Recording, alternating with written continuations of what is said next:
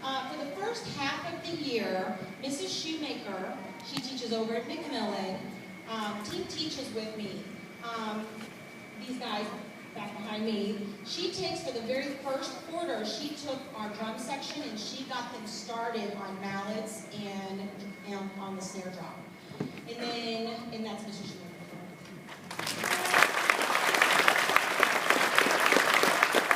And then for 6th hour, she took the whole clarinet section and worked with them and got them started. The cool thing about what we do here, which is even more amazing for them, is these guys are split up into 2 different hours. So 6th hour consists of just my woodwind players, which are flutes, clarinets, and saxophone players.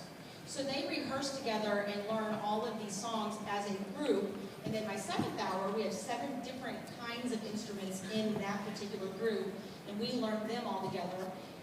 These guys have only gotten together maybe 3 times at the most, and they're able to do this, which is kind of fascinating and very, very impressive for beginners to be able to put things like this together and make it sound so good. One more thing. Where is Mr. Bootlock? Oh, there he is. Mr. Cortez and I have a student teacher this semester from Central Methodist University, and Mr. Bootlock is going to be conducting a song with this group on our very last concert. On the back of your program at the very bottom tells you a little bit about that particular concert. It is the biggest concert of the year. You will hear groups from the jazz band going from 6th grade, 7th grade, 8th grade, and all the way up to the high school for a big display which we call Parade of Bands.